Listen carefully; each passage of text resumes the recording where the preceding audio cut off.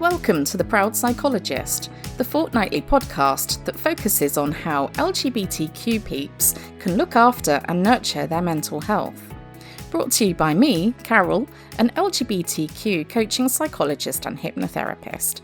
This podcast will help you learn as well as proactively tend to your mental health.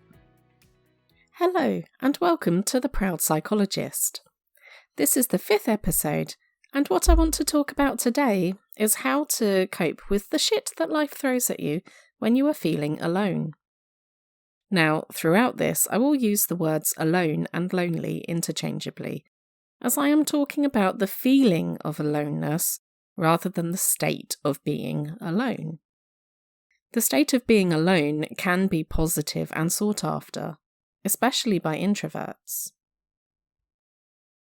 So the other week I had a stall at Reading Pride and I loved it. The atmosphere was amazing and it was fantastic to chat with all the different people. If you came over to say hello, write on the chalkboards, scan the QR code or pick up a wristband, thank you. I sincerely hope that you all enjoyed the day. I mention this because for me, Pride is an absolute highlight in terms of coming together as a community to support and celebrate each other. Yet, all the Pride events and public demonstrations of support in the world can still leave that deep, dark feeling of being totally alone, untouched. In some cases, it can even deepen it. And feeling alone in a crowd is already a hugely isolating experience in its own right. So if just surrounding yourself with people won't make things better, what can you do?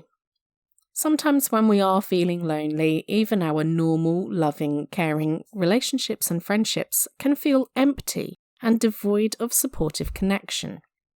In times like this, how you treat yourself matters hugely.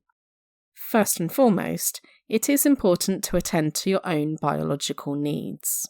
This may be an overly clinical way of saying look after your body, but the message is the same. You need to be taking steps to ensure you are sleeping well. Quality does matter more here than quantity. And this is because your ability to think clearly and manage your emotions is affected by how well or poorly you sleep. Eating proper food will also give a certain clarity to your thoughts and help you keep your emotions in check. I refer to nutritious meals as proper food, and is a way that I differentiate it from snacks, sweets, and chocolate. The literature is filling up with evidence that indicates mental health is benefited when food intake is made up of more proteins, fibre, unsaturated fats, and micronutrients than when it is dominated by food items high in sugar and or saturated fat. While terms like hangry are acknowledging that hunger affects our emotions, they don't quite communicate that what you eat will also have an impact. With the way that so many of us view alcohol and drugs as a way to numb, avoid, or replace negative and undesirable feelings, we need to talk about them. They are not positive ways of coping with feelings, no matter what your personal opinions are about them. They do not bring a resolution to feelings like aloneness, loneliness, sadness, disappointment, rejection, etc. At best, they just postpone having to deal with them until another time. At worst, they can amplify and add to them. Avoid using alcohol or drugs when you are struggling and instead engage in something more positive and helpful. One of the more positive things you can do is to acquaint yourself with your feelings. This can sound like an odd thing to say, so stay with me here. A lot of us go through life not really acknowledging and engaging with our feelings. When people ask us how we are, responses are often in the realm of okay, good, not bad, fine, great, awesome, if you're American. Us Brits tend not to be that enthusiastic, and so on. I have had clients express surprise and almost amazement at the fact that there are 100 different emotions. How often do you name more than 5 different emotions that you've experienced in a week? When was the last time you actually sat with your emotions and identified them? I have recently bought a pack of mixed emotion cards to use with clients, and the other day I was having a bit of a reaction to something, so I got them out for myself. There are 96 different emotions in this pack with some of the most beautiful illustrations I've seen. Anyway, within 5 minutes, I had identified 11 different emotions. Would I have rattled all of them off if someone had just asked me how I felt? No, it's not how we work in conversational situations. But having something that made it easy to just quietly be with myself and my emotions gave me the freedom and permission to go beyond that. As I reflected on the cards I'd picked out, I was able to trace it all back to a cause, and then the way forward became clear. This is the beauty of taking time to properly be with our emotions. It can give us insight into our situation and even give us a direction forward.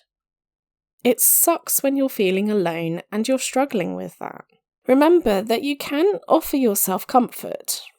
It won't take away or make up for the fact that you are feeling so alone. It will help you manage though, whether it's in the form of a soft cuddly toy, a favourite hoodie, a warm blanket, or something else. You can show compassion and offer comfort to yourself. We all learn to self-soothe to greater or lesser extents as young children, so you may recognise these as things that you are already doing. I recently wrote an article on my website about looking after your mental health while using social media. And one of the pointers was to take a short break from regular daily use. When we are feeling alone and isolated, social media can feel like a double-edged sword. You are able to communicate with people at the drop of a hat, but you also get to see everyone else's happy highlights. It is okay to say to yourself, I'm going to take a break from social media this week, because it wouldn't be helpful right now. In fact, this kind of proactive approach is a perfect example of self-care. Instead of scrolling on social media for hours, reach out to a partner, friend, or family member. The direct contact can feel more connective, especially if opening up to them about feeling alone, disconnected, and lonely is met with genuine care.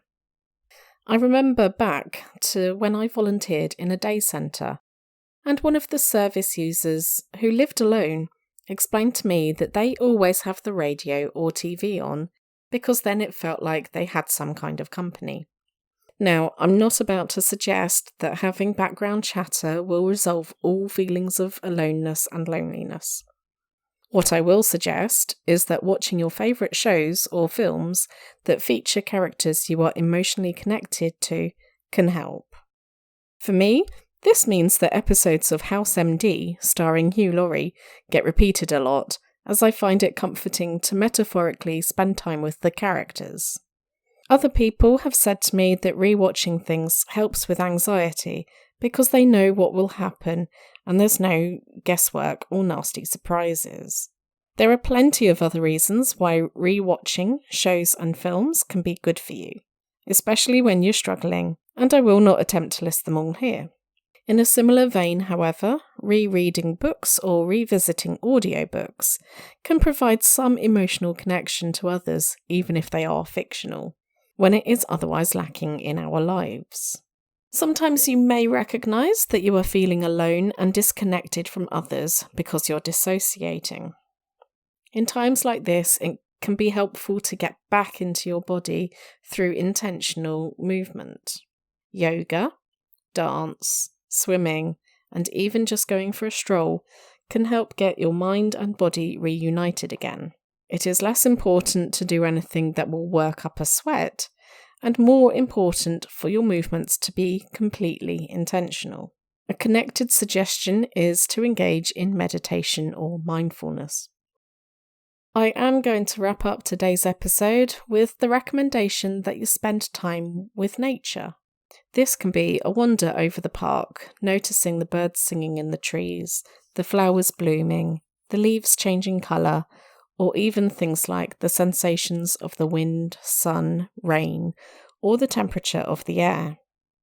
When I've been at my most unwell, the outside world sometimes felt too busy, too noisy, etc., etc. So you can use headphones, sunglasses, quieter routes, etc. to manage all of the sensory input while also being able to get out there and spend time with nature. Spending time with nature can also take the form of looking out the window at the garden or pottering about in it. Houseplants offer an affordable, accessible and ever-present option for contact with nature too. Obviously, if you are understimulated, then you can seek out busier environments to be with nature in. So, why the focus on nature? Well, shortly put, it's good for us. There's a solid evidence base that shows we do better mentally if we can get contact with nature.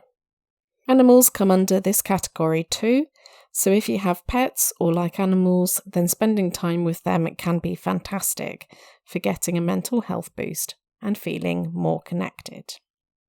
Before I sign off, I just want to say thank you for listening today. I am a little under the weather, so I appreciate this might not have been my most entertaining of podcasts. So thank you and take care. I will see you in 2 weeks.